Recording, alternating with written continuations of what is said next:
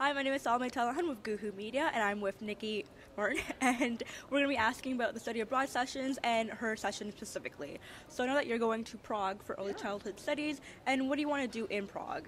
Well, in Prague, we're going to actually be looking at infant mental health, and we're going to be studying trauma and resilience, which sounds really scary, but it's actually really fun because we're going to learn about what happens when trauma is one of those things that it happens to everybody across different cultures and ethnicities and all over the world. And so how does it affect children and families is really important to think about, and how do we treat it so that we can have children and who grow up to be healthy and happy individuals. And this helps us throughout life.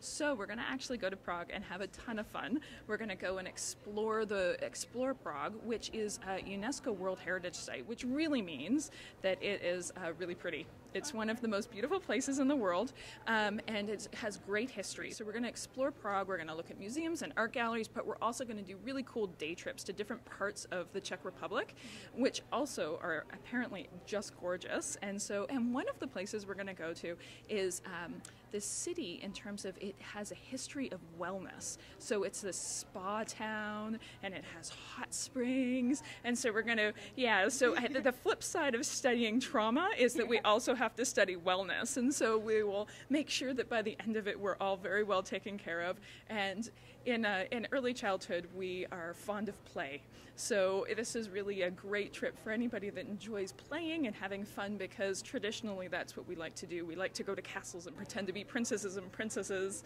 and just kind of get caught up in the enjoyment of the experience together. Will you be actually dealing with children on the trip, or just academically just going to an event or something? Yeah, so that's a great question. On this trip, in the past trips we've actually engaged with children.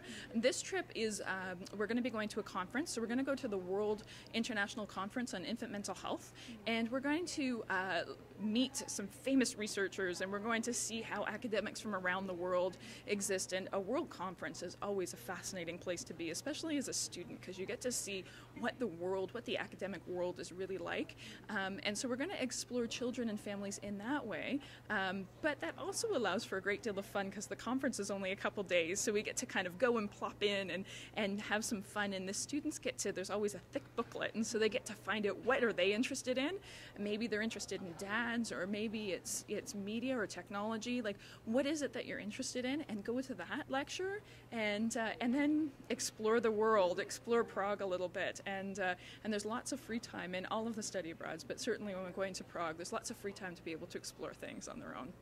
So you're getting exclusives to Congress meetings on your trip. Do you have any really interesting stories from your last abroad trip that you could tell everyone? Yeah, so last year we had a great time. We went to Denmark.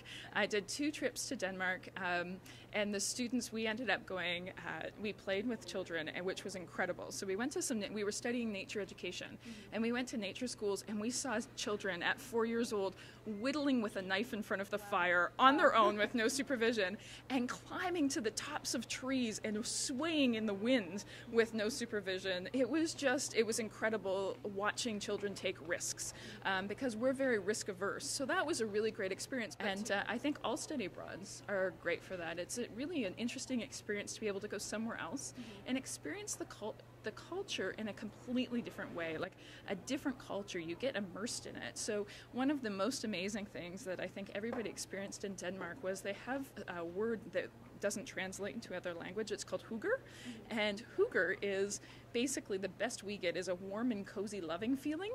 And so the first couple days, everybody's like, ooh, this is kind of funny. But by the end of it, everybody was loving this hygge feeling that you got while you were walking in the streets, or just conversations you had with people in the stores. They were just so kind and loving and caring towards you. It was hard to leave. And so I think those kind of cultural experiences that you're not expecting to have are really wonderful. Plus, it's safe. It feels nice for students that haven't traveled before, because you're going with people that you trust. You're going with your faculty members or your program heads who have traveled before, and they know it, but so they're always there for you if you need them. I mean, I'm texting with students as we're there if they need it, right? But also it's nice because you have a bunch of students, even if you don't know anybody, people form really close bonds and friendships while they're away. So it makes for an interesting learning experience, but also a really fun social one. Well, you pretty much answered my last question as to how to convince students who might be slightly afraid of going abroad, either because of like going the long distance, the money, and all that kind of stuff, and why it's worth it. But I can see why it's definitely worth it, and for that, I want to thank you for this interview. I really appreciate it. And Dr. Nikki Martyn right here. If you want to go to Prague, go with her.